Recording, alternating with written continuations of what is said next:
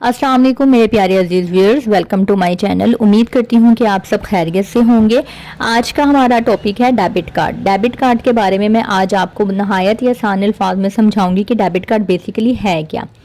Debit card जो है, सबसे पहले तो आप ये बात क्लियर कर लें कि डेबिट कार्ड आपके बैंक अकाउंट से लिंक होता है। यानी कि अगर मैं आपको आसान अल्फाज में समझाऊं तो ये है कि डेबिट कार्ड बिल्कुल आपके मोबाइल में मौजूद प्रीपेड सिम की तरह है। यानी कि अगर आप सिम में बैलेंस करवाते हैं तो ही आप कॉल या पैकेज एक्टिवेट कर सकते हैं। अगर आपके सिम में बैलेंस नहीं होगा तो आप कोई भी कॉल या मैसेज या कोई भी सर्विस अवेल नहीं कर सकते हैं। इसी तरह डेबिट कार्ड होता है। डेबिट कार्ड क्या है कि आपके बैंक अकाउंट के साथ लिंक होता है। आपका बैंक अकाउंट होगा तो ही आपको उस अकाउंट के अगेंस्ट डेबिट कार्ड मिलेगा। अगर आपके पास बैंक अकाउंट नहीं है तो आप अलग से सेपरेटली कोई भी डेबिट कार्ड नहीं ले सकते हैं। आपके अकाउंट में जो पैसे होंगे आप अपने डेबिट कार्ड के ज़रिए वही पैसे इस्तेमाल करते हैं जो आपके अकाउंट में होते हैं। अच्छा, डेबिट कार्ड की लिमिट कितनी होती है? यानी कि आप सबसे छोटा कार्ड भी लेंगे तो उसकी लिमिट कम से कम एक दिन में 50,000 रुपये आप एटीएम के ज़रिए निकलवा सकते हैं। तो ये डिपेंड करता है कि आपकी ज़रूरत कितनी है। आपकी जितनी ज़रूरत होगी आप अपनी ज़रूरत के हिसाब से उतनी लिमिट का कार्ड लेते हैं। 50,000 लिमिट वाला कार्ड भी होता है, 75,000 लिमिट यानी कि 75,000 लिमिट वाला कार्ड भी होता है। इसके अलावा 1 लाख या 1 लाख से ऊपर की लिमिट का भी कार्ड होता है। तो ये डिपेंड करता है कि आपकी ज़रूरत क्या है।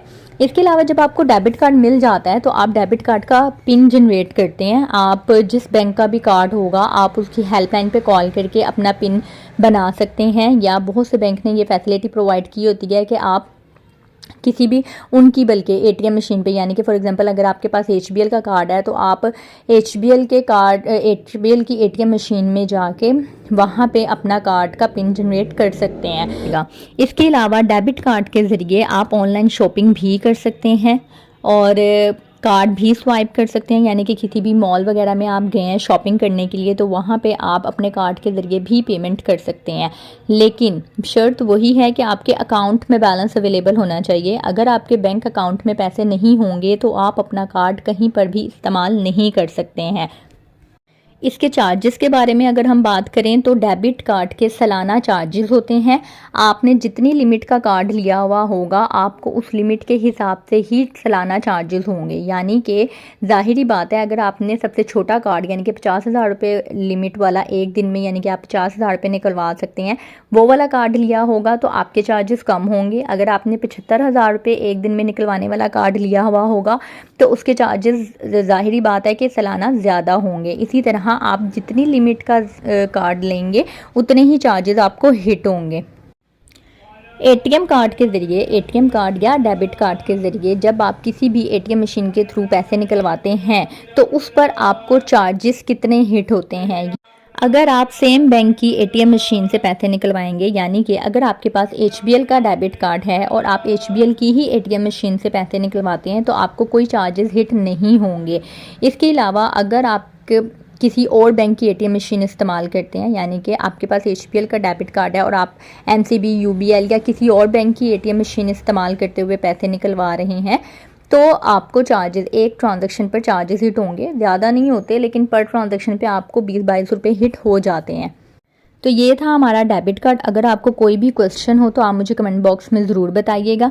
इसके अलावा अब मैं आपको कुछ टिप्स या सजेशंस प्रोवाइड करूँगी कि आप डेबिट कार्ड को प्रॉपर्ली कैसे यूज़ कर सकते हैं। सबसे पहले तो मैं आपको बता दूँ, डेबिट कार्ड की बैक साइड पर एक CVV कोड होता है, ठीक है, वो 3 डिजिट्स का CVV कोड होता है। वो आपने किसी को भी नहीं बताना है, किसी के साथ शेयर नहीं करना है, क्योंकि वो CVV code card verification value के नाम से होता है और वो आप ऑनलाइन शॉपिंग के लिए किसी भी वेबसाइट पे पेमेंट करने के लिए वहाँ पे आपको ये इन्फॉर्मेशन देनी होती है।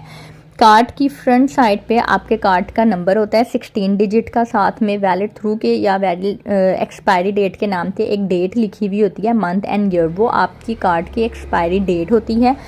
कार्ड की फ्रंट साइड पे आपका नाम लिखा हुआ होता है। तो ये 3-4 चीज़ें होती हैं जो आप जब भी आप ऑनलाइन پیمنٹ کرتے ہیں یا کسی بھی ویب سائٹ پہ پیمنٹ کرتے ہیں تو آپ سے پوچھی جاتی ہیں. تو یہ ڈیٹیل آپ نے کبھی بھی کسی کو پرووائڈ نہیں کرنی ہے. ایون کہ بینک بھی اگر آپ کو کال کرتا ہے، ویسے بینک آپ کو کبھی بھی پرسنل انفارمیشن کے لیے کال نہیں کرتا ہے. اگر بینک بھی آپ کو کال کرے گا تو آپ نے ان کو بھی نہیں بتانا ہے. آپ کرٹیسی وے میں ان کو کہہ دیں کہ میں برانچ وزٹ کر لیتا ہوں، آپ کو جو انفارمیشن چاہیے میں وہاں پہ آ کے پرووائڈ کر دیتا ہوں یا کر دیتی ہوں.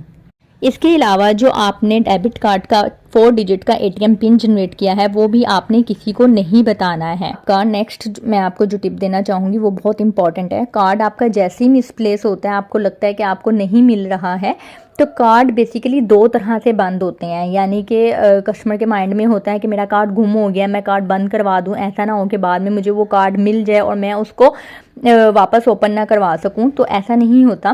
آپ کارڈ جب آپ کا مس پلیس ہو جاتا ہے تو آپ کارڈ کو عارضی طور پہ بند کروا سکتے ہیں. آپ فوری طور پہ ہیلپ لائن پہ کال کریں اپنے بینک کی اور ان کو کہیں کہ میرا کارڈ عارضی طور پر بند کر دیں. اگر مجھے 1-2 دن تک کارڈ نہیں ملتا ہے تو میں اس کو مکمل طور پر بند کروا دوں گا.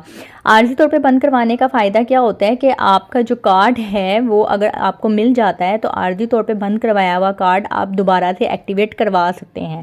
تو جب بھی آپ کا کارڈ مس پلیس ہو تو آپ اس کو فوری طور پہ عارضی طور پہ بند کروائیں. نیکسٹ جو آپ کو ٹپ میں دینا چاہوں گی وہ یہ ہے کہ کارڈ کی جتنی لمٹ آپ کو ریکوائرڈ ہے، جتنی لمٹ کی آپ کو ضرورت ہے، آپ صرف اتنا ہی کارڈ لیں. زیادہ لمٹ والا کارڈ نہ لیں تاکہ آپ کو زیادہ چارجز پے نہ کرنے پڑیں. نیکسٹ بہت امپورٹنٹ بات کہ جب بھی آپ اگر چاہیں یعنی کہ ابراڈ کا وزٹ کرنا چاہیں، کسی بھی باہر کے ملک جا رہے ہیں اور آپ کو پتہ ہے کہ میں نے اپنا ڈیبٹ کارڈ جو ہے وہ پاکستان سے باہر، فار ایگزامپل آپ دبئی میں جا رہے ہیں، میں نے دبئی میں جا کے استعمال کرنا ہے، تو جانے سے پہلے اپنے بینک کی ہیلپ لائن پر کال کر کے ان کو لازمی انفارمیشن پرووائڈ کریں کہ میں اتنے ٹائم کے لیے ملک سے باہر ہوں گا اور میرا کارڈ وہاں پر استعمال ہوگا اور وہ میں ہی کروں گا. کیونکہ اگر آپ ان کو نہیں بتاتے ہیں اور جب ساری ڈیٹیل وہ چیک کرتے ہیں کہ کارڈ پاکستان سے باہر استعمال ہو رہا ہے تو وہ عارضی طور پر سیکیورٹی ریزن کی وجہ سے بند کر دیتے ہیں، جس کی وجہ سے آپ کو بہت مشکل پیش آتی ہے اور آپ باہر کے ملک میں ہوتے ہوئے وہ کارڈ ایکٹیو نہیں کروا پاتے ہیں. تو جب بھی آپ باہر جائیں یعنی کہ باہر کے ملک جائیں یا آپ کا کارڈ باہر استعمال ہونا ہو تو آپ جانے سے پہلے لازمی اپنا کارڈ جو ہے وہ انفارمیشن اپنے کارڈ کی پرووائڈ کریں. ہیلپ لائن پہ کال کر کے ان کو بتائیں کہ میں اتنے ٹائم کے لیے باہر جا رہا ہوں اور میرا کارڈ باہر استعمال ہوگا. امید کرتی ہوں کہ آپ کو یہ ویڈیو پسند آئی ہوگی. دعاؤں میں یاد رکھیے گا، اپنا خیال رکھیے گا. مجھے اجازت دیں. اللہ حافظ.